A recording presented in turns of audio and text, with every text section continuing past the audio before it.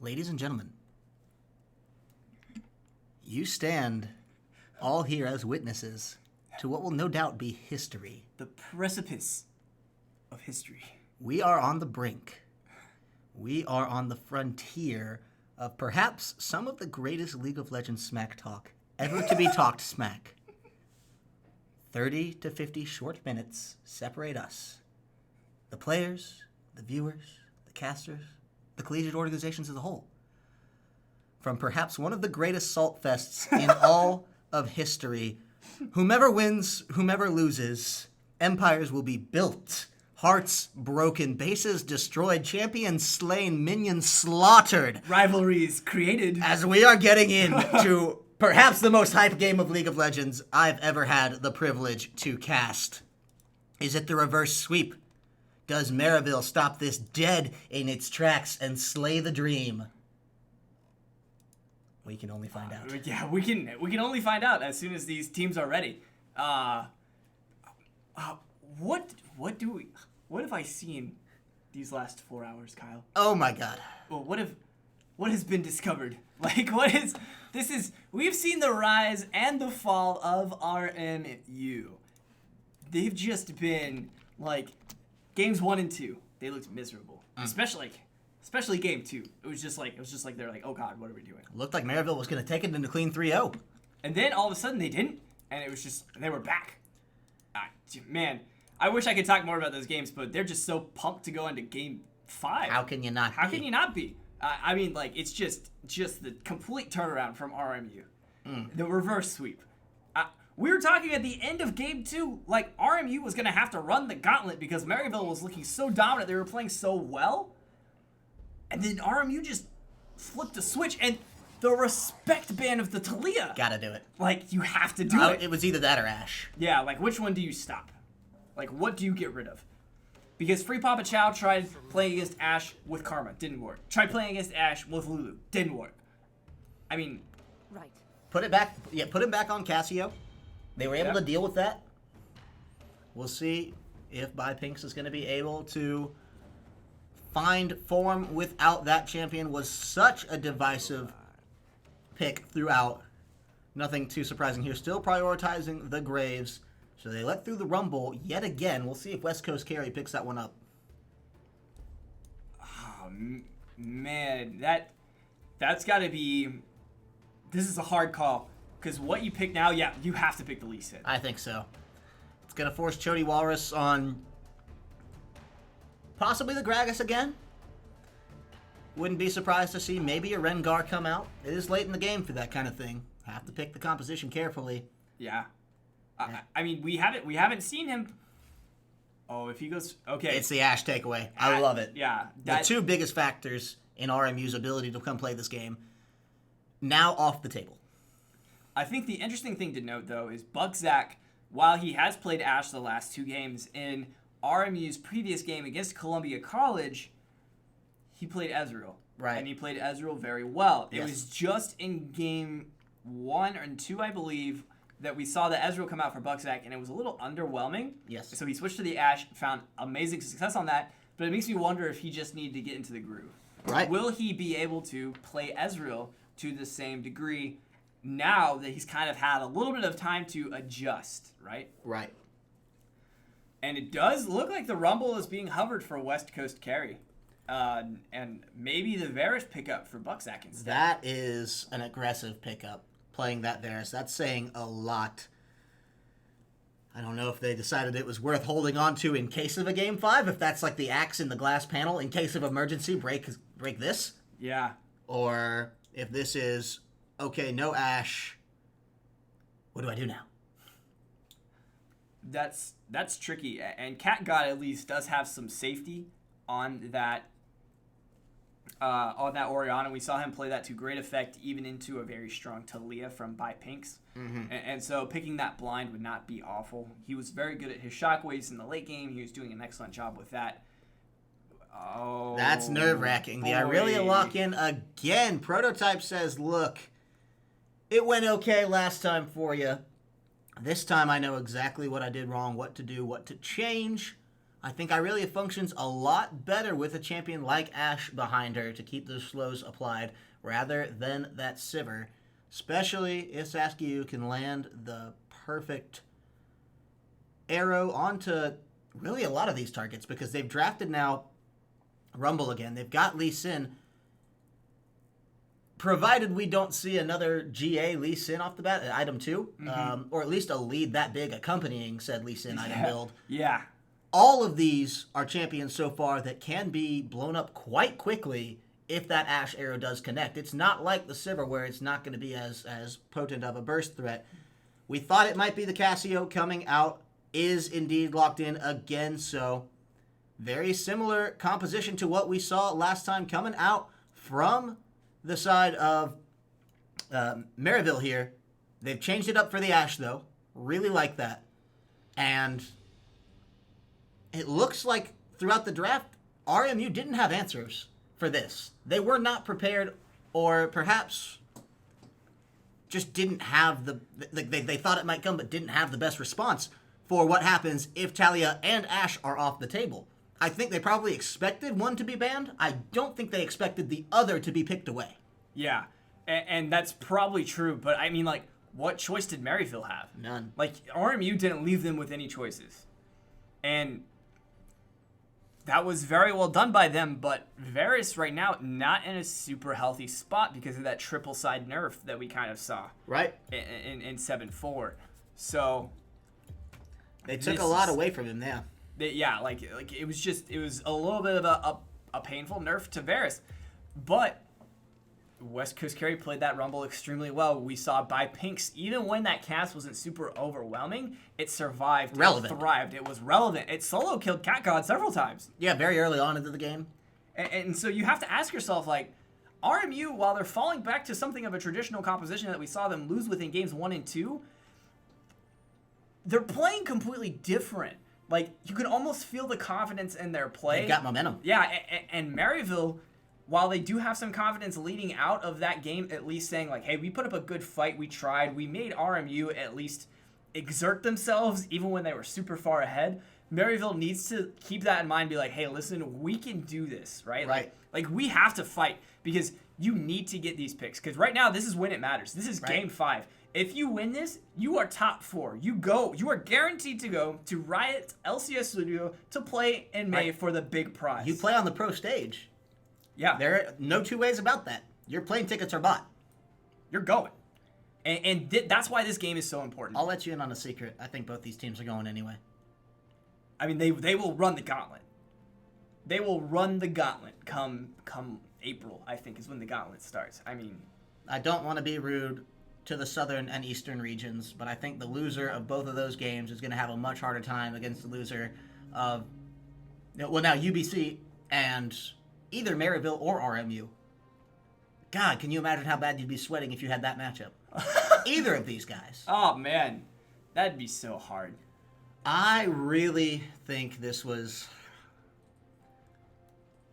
I'm underwhelmed by the draft of RMU this game. I think they've got some good poke coming out that they may not have had as good of with Ashe, but I think if Prototype has managed to calm down, if he's going to play his same aggressive style on Ashe, who fits a okay aggressive style, but certainly with someone like Prototype behind it, could be a lot more palpable. This is going to be a lot for the side of Robert Morris here to deal with. I think the biggest thing they need to do, focus on shutting down either Irelia or Ashe. My guess is that they will go to Prototype. They found great success in making Prototype's life hell in that last game. He played so heavily aggressive on that Sivir. I mean, it just was not working out. Free Papa Chow took the Ignite last game, didn't work out for him. No. They had no heal, or they had no exhaust. Right. Like, Prototype had to run the heal. It was constantly on cooldown. The flash was constantly on cooldown. And it wasn't like aggressive flashes or aggressive heals. It was like playing off your back foot because you put yourself in a silly position. And we see that Prototype doesn't even like to run that heal himself. Yeah. Right? He likes to just slap it onto his support, and he decides, I think it's reactive. He's already going to have his mouse over the person that's likely going to be doing the most damage to him anyway, the assassin threat, the burst threat. So to just be able to tap the exhaust key in with that in tandem is really all you need. Ladies and gentlemen, we're going to show you one more commercial, one last time, and then we're down to the wire. Then we're getting in game number 5. Everything on the line. North Final starts just after this. Never mind. It was way too fast. We generally run the commercials so you don't have to sit through the loading screen. But these guys are just like too intense for us. I can't deal. It's the like action is there. We're in. We're here. We live, boys. We made it, fam. This is it, man. Game 5. Oh no. Pause? Did you? Oh, I think you paused it, dude. I paused it. Yeah, because there's a pause function. See? I paused it. We're Wow. just gonna speed up real fast. Perfect. We should do this every level 1. Just run commercials and then fast forward. Why do we learn about this right at the end? Let the early game be just as much of a surprise to us as it is to you.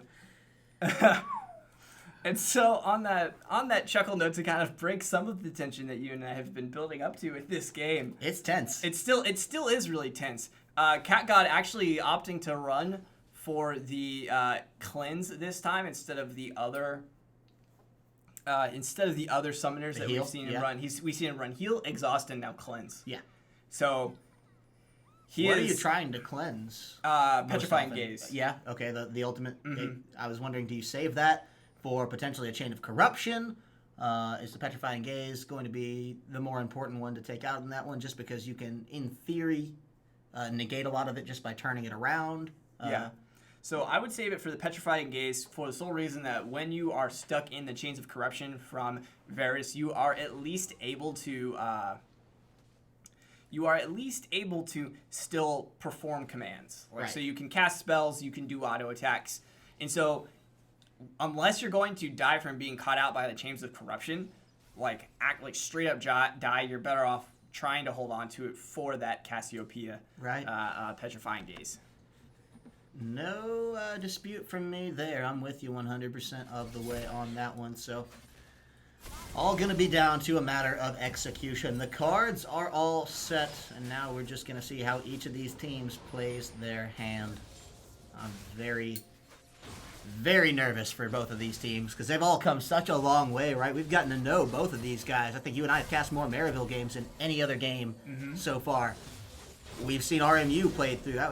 My first solo cast this season had to just sit here and watch these guys steamroll one of their runs. So it's going to be heartbreaking to see either of them lose. It's going to be a joyous occasion to see either win.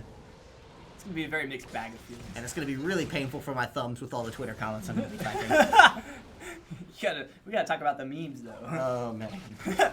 So for all of you who aren't following RMU Esports, Maryville Esports, myself, Kyle, CSL, please do that because there's going to be some memes. Right, yeah. Just after the game. And you should give both teams your congratulations because they're playing extremely well. Right, yeah. It's just a matter of how upset are you if you're either of these teams losing, because they both come so far in this series. You're now at game number 5. Both of these teams are one away. Maryville has been one away for the last 3 games. Bless. RMU will have their hopes up much higher, I believe, at this point than any other point in the series. It's going to be devastating no matter who takes the L. But they have to play League of Legends to get there first, and the first 4 minutes of this game seem like just idle trades. Going to keep the CS pretty consistent. Oh, wow. Saskew, however... Is he gonna... No, he won't flash for it. Not as long as West Coast Carry has flash up as well. Should be able to taper it off. We'll see. Pinks maybe looking for another solo kill. Runs out of mana before he's able to channel too much out of there.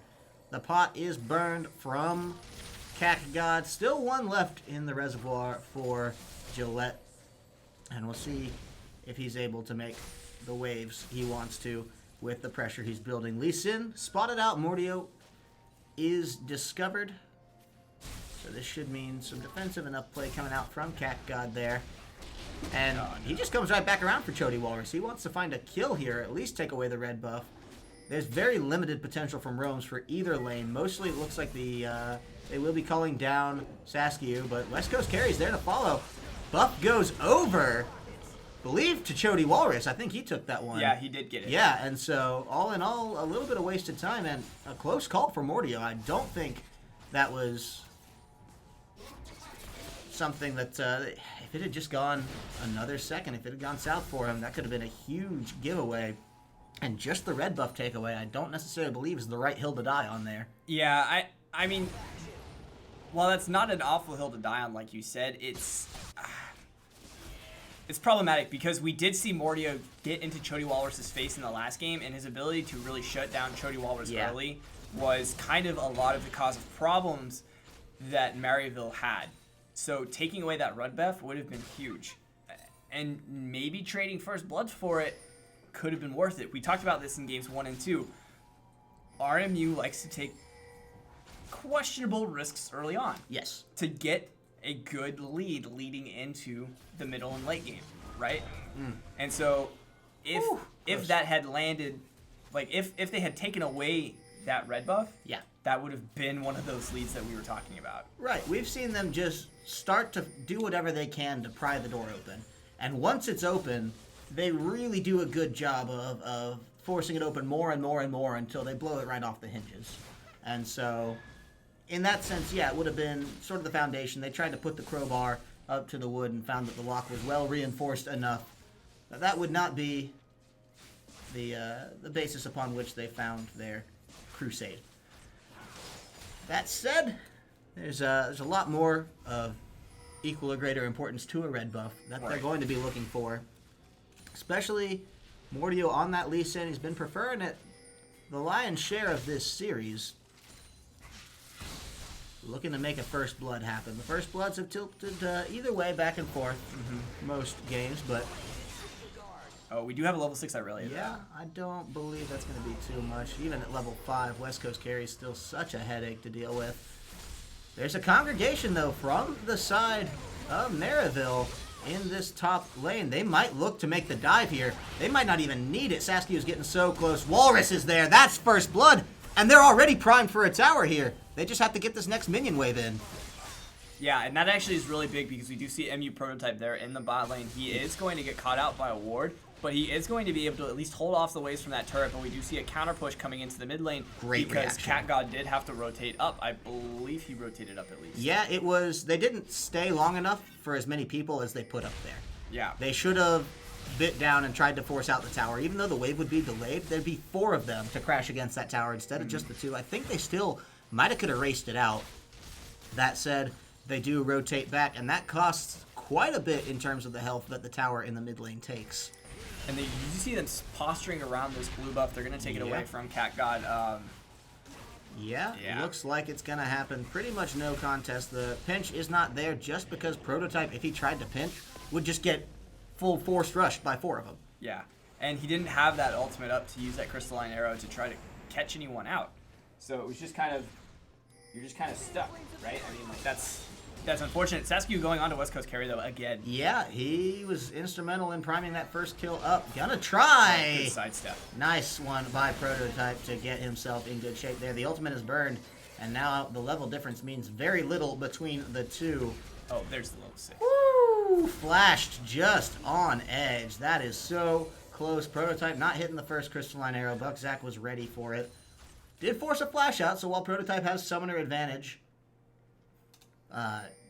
doesn't find what he needs and still will have to deal with a lot of bristles coming out from Buckzak. Only thing I think that's worth it about that, oh, nice shockwave. Bypinks thought it might come out. Didn't think there'd be a big old Gragas here, though, and has to force his flash. That's now actually 2 immobile damage threats without flash on the side of RMU, and Buckzak may pay the price for it now, or he may just find Prototype. Papa Chow's trying to keep things moving. Evan RL dealing out so much damage with the Lulu that Prototype was unable to find the kill onto Buckzak. Both sides probably going to lick their wounds on this one. I don't think it's going to end well for either if they keep pushing up into this one. It's a game of chicken, and we'll see who backs down first, because if they don't, both teams could likely die. That'd be, I mean, that would not be surprising considering how we've seen these 2 bot lanes play. Like, they just play so aggressive onto one another. Like, I mean, amazing adaptability coming out of Buckzak and out of Evan RL. Yes. Like, between game 2 and 3, they found the switch. They had a talk. They were like, let us both come to Jesus and say, how are we going to counter the aggressiveness of this team? And oh man, looks like the countering of aggression is all in favor of Maryville right now. Just Chody Walrus being in the right place at the right time twice now to dissuade any negative action coming out of the side of Robert Morris. And this is the best early game that Maryville has had in maybe the last 4 games. Yes. I would have to say yes with that. They did a good job in game 2 Yes. of having a pretty good early game, but 3 and 4 were not good. I mean, And even 2 1 wasn't that good. And No. they won game number 1. Yeah, they did a good job of kicking it into gear after game number, in the mid part of game number 1, and then from there they just took the momentum from game number 1, carried into number 2, no problem. Free Right. Papa Chow might get caught out there. Yeah, this is bad. Lee Sin will be over the wall. Nice juke flash, but still a flash burned just due to some bad positioning. Not ideal. Good mechanical and reactive play to get out, but shouldn't really have been there in the first place. Walrus, don't face check that. That's bad news. Papa Chow gonna help get the snare up. Forces the flash out of Mordio, actually. And they clip that one back around pretty well by Pinks. Gets hit with the shockwave. He's got nowhere to go. Chody Walrus. Bye, Pinks. Chody Walrus is taking up the second kill again. Ooh, yep. He's like, I want to get going. I'm Yes. going to go fast. Yep. I'm going to be a tank, and I'm going to be a real tank for my team. Yes. Now, He's got his Runic Echoes finished. This is where we saw him at like 20 minutes last game. yeah, the last game was really abysmal for him. You were making the point and I interrupted you. I'm No, sorry. I don't remember what my point was, so I don't think it was that important. I think it was just that Chody Walrus is going to be very tanky after those Runic Echoes. First tower is that important. Oh, you know what? I was going to talk about Saskew.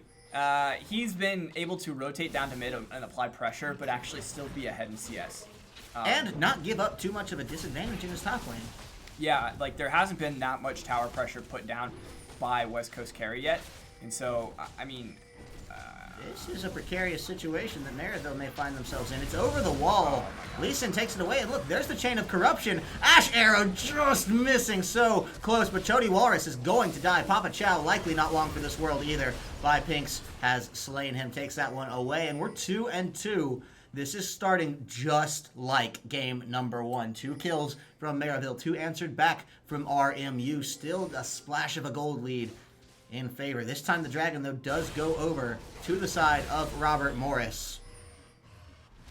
And then Morellonomicon and Blue Trinket picked up from the side of Cat God. Yeah, and that's big. Getting the Morellonomicon and the Blue Trinket already is important. And the other thing to note is the first turret going down, very important as well. That's 2 down now, yeah, in very quick succession for the side of Robert Morris. I mean, now they're in the gold lead, right? And the problem was that Saskew didn't have a teleport follow coming out against West Coast Carry.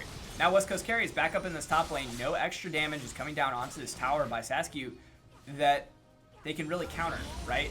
I mean, sure, he can use his Flame Spitter to peel it off, and then they're going to come in and hit. But here comes Chody Walrus. He does want to kill West Coast Carry. Saskew taking the tower. He's got the tower damage, but it is a flash out. West Coast Carry, I think they'll be content to just burn that for the time being, especially now as Zach and Evan are initiating that lane swap.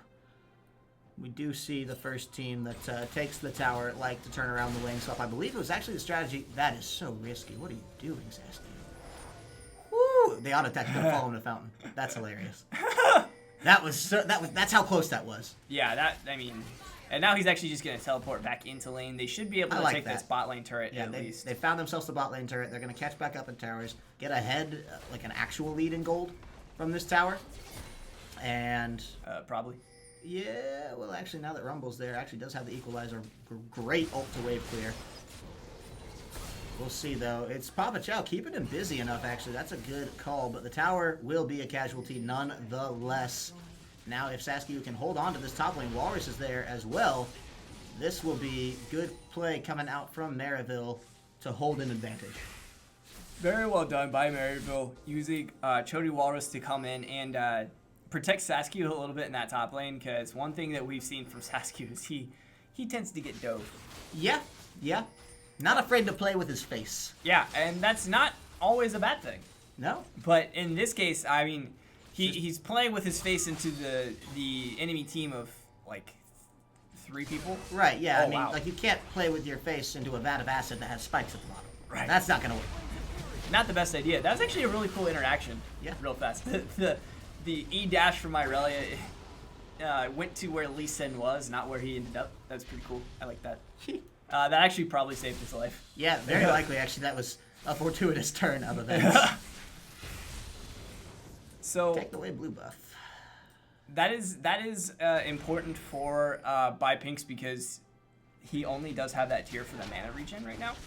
And he has been spamming those abilities. And one thing we've seen out of Pinks is how frequently he just likes to kind of, when playing that cast, smash his face on the E key and just be like, yeah, I'm going to press E so much. And, you know, you do get mana back if you're hitting a poison target, but, like, eventually you just want to keep using it over and over again. Right. And that allows you to spam out your Miasma, your Poison Clouds, your Twin Fangs. I mean, blue buff on cast is really nice, especially around the 16-minute mark, because you can spam that down onto the Orianna pretty heavily. I mean, like, crazy. It's just all day. It's all day. So in the lull that is this mid game, right? I mean, if you were the side of Maryville, what is it that you're looking to do, right? Like, you kind of are at a standstill. Like, you're down a turret, but you're ahead in gold. You tried to fight at a dragon, but you actually had to back off, lost it, and then lost some kills, and then lost a couple of turrets off of the back of it. So you, like, how confident are you in your team fight right now? Yeah, I think my biggest thing is Maryville needs to get a kill onto either Prototype or Cat God. We saw Cat God especially prove that you give him a kill and he'll turn it into plenty more last game when he just went on his sort of late game terror spree that was, I would say, almost single-handedly holding up the advances of RMU. On the other side of things, Prototype, get a kill onto this Ashe. You've already got the Infinity Edge completed. A kill just to start jump-starting that next item, I think would be huge. Those are the 2 champions that you want to start funneling in onto. You gave 2 early over to Chody Walrus on the Gragas. That's been good. It's not been game-changing yet.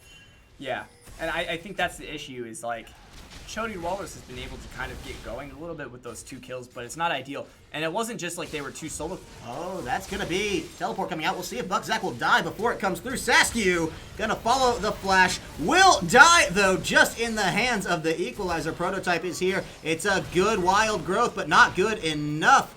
Meaning they're going to answer it back 1 for 1. Saskew does pay the death toll there, but it was a teleport burned from West Coast Carry to get there, as well as 2 summoners from Buckzak. Only a flash for Prototype and Saskew. Actually, I take that back. Papa Chow summoners went down as well in that little scuffle. So all in all, it's pretty even across the board. It's just a matter of, is losing the offensive capability of Buckzak equaling out to losing the defensive capability of Saskew? That's a hard trade. And the tricky part is that Saskew still has his teleport up, right? So while you just kind of traded kills at this point in the game, the death timers aren't long enough for it to really matter that much. And so having the teleport up is a completely different story. Right. That is what you want, because now he has teleport advantage if they decide to try to pick a fight at this dragon, which Right. I don't think they're going to. Nope. Will actually be... I think it's only been one other game this series where we've seen both teams get at least a dragon. Just like the rest of the other games this series, it's another ocean and another cloud.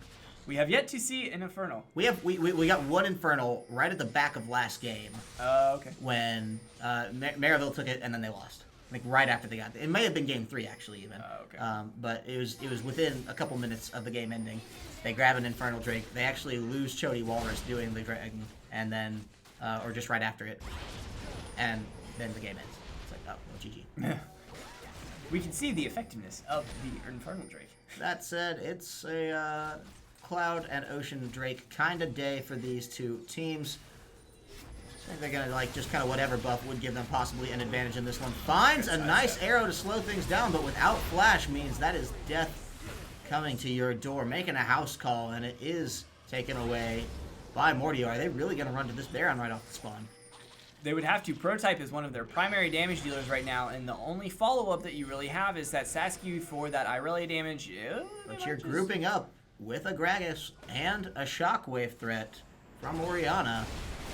It's dangerous, especially with the equalizer down. We'll see if Maryville can make anything happen.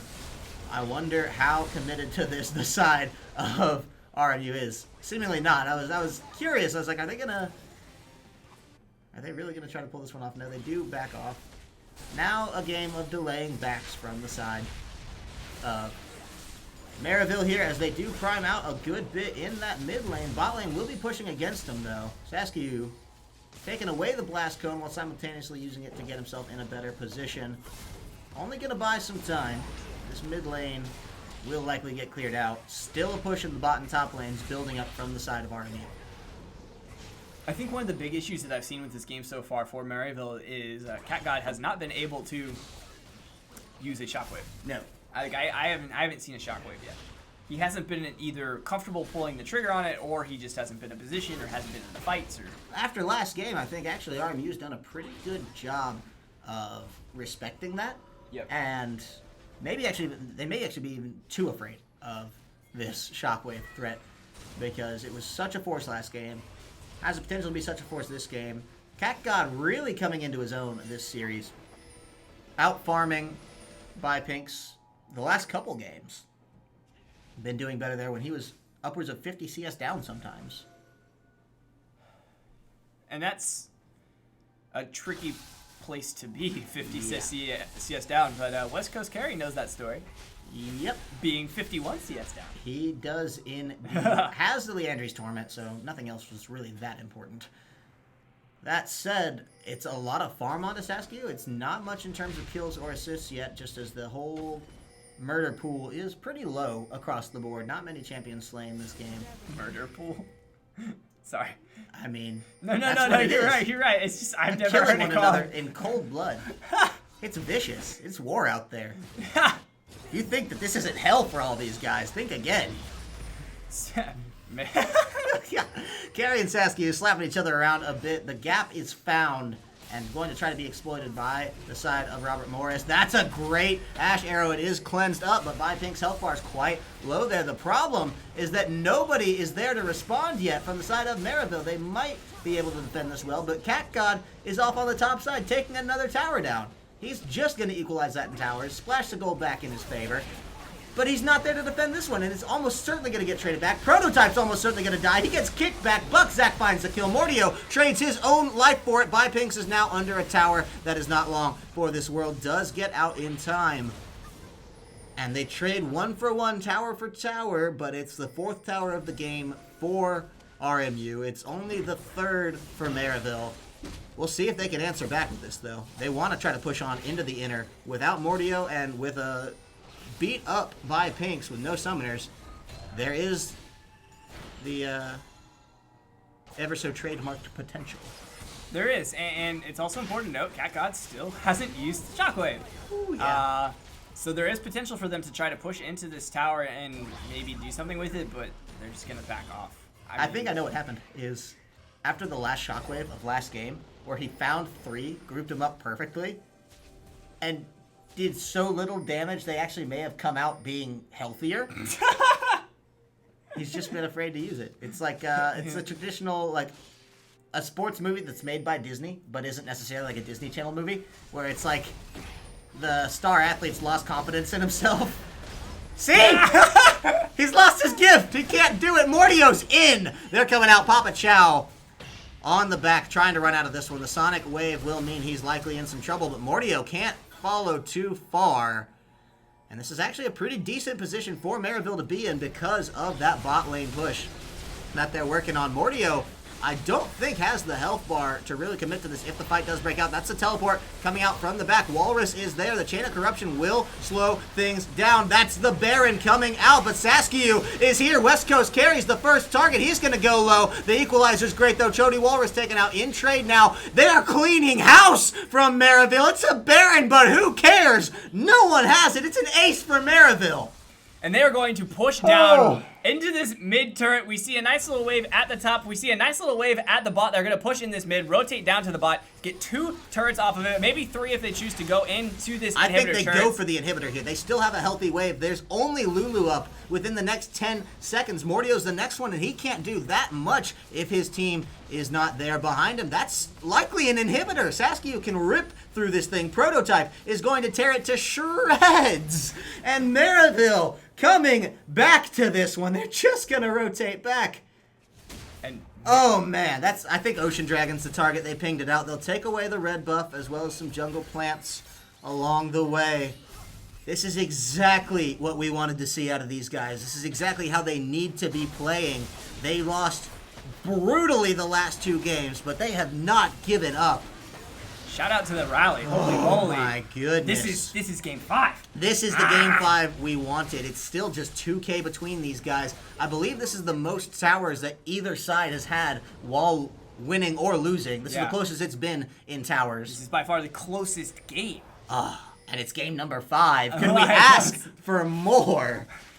Dear RMU and Maryville, I will write you a handwritten thank you note for this game later. Oh, man. Because this is amazing. Such a fun game to watch, and the League of Legends is so good. Like, they're putting on a clinic on what to do. It's incredible.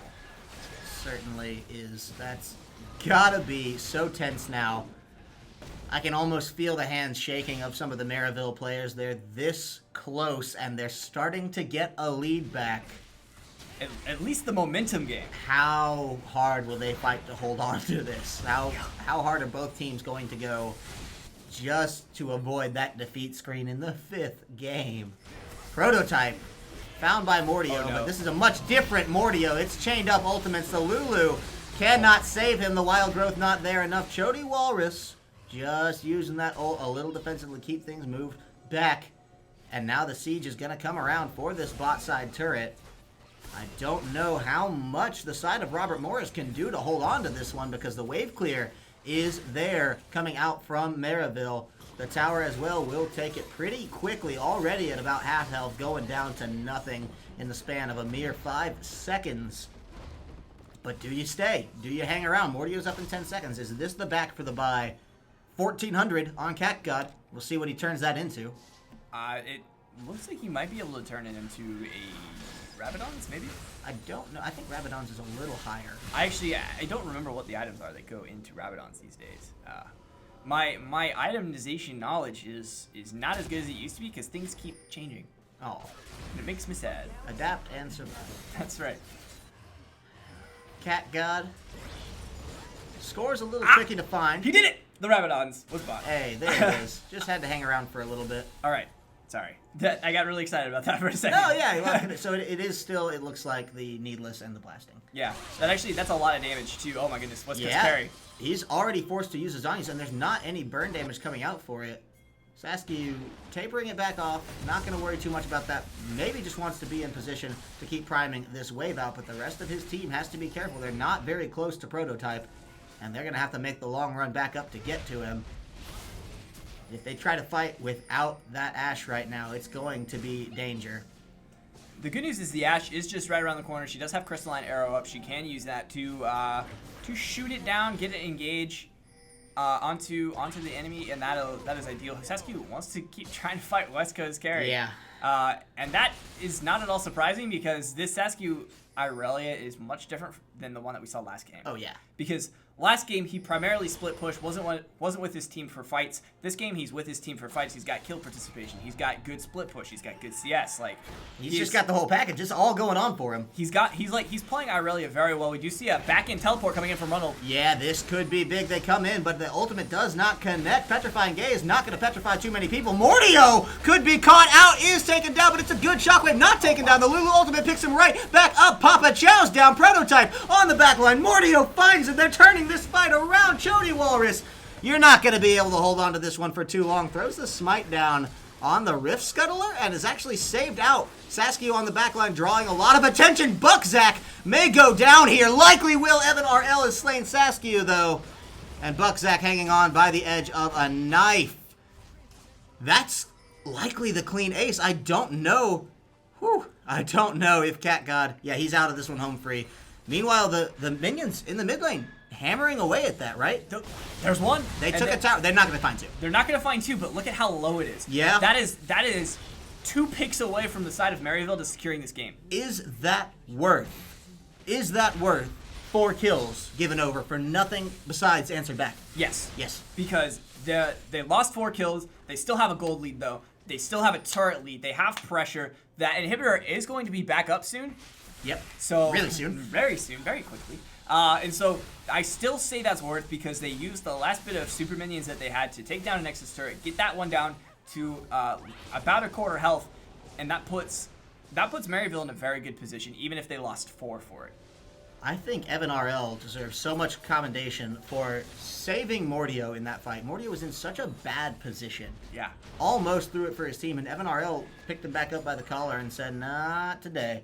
We're not doing this here. Saved Mordio. Mordio was actually then able to bounce back very well in the fight. Get a great kill. I don't know if he actually got the kill credit, but was the reason Prototype died through and through. And so did come through for his team heavily there. A nice redemption story. That said, yeah, it's an inhibitor. It's a weakish tower that will be regenning more by the second. And then it's an open nexus. Can the side of Maryville find this? Because they still have a lot of pressure. It's pushing back against them now in the top lane, but they're manhandling this in the bottom lane. I think the issue with that last fight is how late Saskia was to the fight. He didn't teleport. He walked. Right. He strutted. He did whatever Irelia does when she gets to lane on her way, and that was part of the problem. She was so late to the fight. There's no excuse to be made for that. No. At this point in the game, in a game 5, you cannot be late in your rotations to fights for your team. No. That is unacceptable. Even if you're split pushing bot doing pressure, you didn't take that tower. You actually just ran into the back line and then died. Sure. That's not ideal, and it makes it. Prototype soloing out the Mountain Drake. Worth it. Definitely, yeah. Business as usual, gentlemen. Yep. I don't know that anyone from RMU really expects it. That's a pretty good takeaway, too, because the structure game has been no slouch, but with a Baron on the map, and Irelia still split pushing in this bottom lane, a Mountain Drake could, in theory, be huge. They have to worry about their own inner top lane tower, but I think if Saskia can come away with a huge amount of damage, or at least a primed tower, inhib tower, for the bot lane there, they'll call it worth it. They're not even going to have the resources to tip it back. Is he going to dive West Coast carry here? Half the health taken out, but trades it back. Saskia, fighting off more than he can chew, forces out the Zhonyas, and going to keep him low. Flashes in, and still takes tower aggro. What are you doing, Saskia? He finds it all the same. The minions are not going to kill him. He can regen off of them. And in a 1v1, he comes out somehow victorious after eating like 3/4 of his health in towers. Oh no, that is such a huge fight. Prototype is getting caught. Going to be. It's a whiff shockwave. Prototype going to try to find the damage for his team. The redemption comes out. Mordio is in. Papa Chow is low. It's another Lulu ult onto Mordio, but his health bar is dropping a lot quicker this time. Keep an eye on the bot lane. Irelia is still there. Mordio still in. Inhibitor down. This is not good for RMU. RMU is in such a bad position. They're going to get this tower. This tower is going to fall. I think Irelia is going to take down the next Nexus turret. If they can stop the backs, Maryville's going to win here. Maryville is going to take game number 5. They have to win here. There is no way Saskia drops the ball on this one. He's he's going to die. He's going to die. No! How close are you, Prototype? Make it happen. Win this. Bring it home, Maryville. Your North champions. They take down RMU. The reverse sweep is denied. And victory is Maryville's. Saskia, you oh my God! Saskia, I was dumping on your strategy in that last game. Like in that last fight, I was dumping on it. I'm sorry. You survived. Okay, surviving that 1v fight versus West Coast carry that won them the game. Blech. It won them the game. Yes. Because there's no, like, that took away the teleport threat from West Coast Carry to come and show up in that Baron fight to do, like, just everything. Just to do everything. Just to do what? Oh, like, my God. Are you kidding me? That is the craziest series I may have ever cast. That was insane. Like, if he did not win that 1v1 fight, though, that would have been insane. That would have been That was the breaking point of the game. It was. For Robert Morris. Like, by losing that fight, I won't say West Coast Carry lost them the game because there were so many other things that were building up to those problems. But that is what, like you said, broke open the game, gave so much pressure to the side of Maryville to make it happen. That was just incredible. Very well done by the side of... By the side Maryville, of Maryville. right. I don't know what to say there. That was insane. Very well done. I mean, Robert Morris, you have so much to be proud of today, though. Oh, I know. Like, you lost your star player 2 weeks ago. This is off of the nightmare season, right? Yeah. This is everything goes wrong for them. Trading out, almost losing to Grand Valley, making it back in, barely in that series, charging through Columbia here. Now the reverse sweep within their grasp. And it just... Oh, it was so close. RMU, you have so much to be proud of. That was amazing. I mean, and like their ability to stick through it in these last like 2.5 weeks and still giving such a huge fight to Maryville, like who we've seen play extremely well, be very good. Like 2 players in the top 15 of Challenger, number 12 and number 10 respectively. I mean, you have to be proud of that, and that's a huge testament to the program of both Maryville and RMU. So huge shout outs to both teams. And we see it again at the Midwest Campus Clash. Yeah, so this wasn't enough. April 8th, ladies and gentlemen, please tune in April 8th, and you will see. And that's going to be live. Yeah, that'll be a live match. It's going to be great at Columbia College. Also a great university for League of Legends. Who will also be representing there. Yeah, a round of 4 finalists. This is getting huge. And if that's not enough action for you, tomorrow, East Coast Finals, Toronto versus CMU. And then the next day, North Carolina State takes on Texas A&M. You got those reversed, Kyle. Had them backwards. Okay, yes, I did. It's I was looking at the schedule there, and it's a little backwards. Yeah, it's actually so the schedule Monday is then backward. Sunday, Friday, Saturday, Monday, Sunday. We rewriting the week, boys. Had it backwards. So get your Southern fix tomorrow at 4 p.m. Pacific, 7 p.m. Eastern, and then your East Coast, Beast Coast coming down 4 p.m. Pacific, 7 p.m. Eastern. Ladies and gentlemen, my name is Kyle Corvus Crow. I've been joined today by the insanely brilliant mind of Brian Brain Starkey. We hope you've had as much fun as we have. Congratulations, Maryville, your North finalists. You guys will be going to the Riot stage in Los Angeles to play, and we could not be more proud of you for doing it. RMU has to bounce back. They are going to crush through the wild card against whomever they run against. I have every confidence. We are signing off, ladies and gentlemen. Tune in next time. Thank you so much.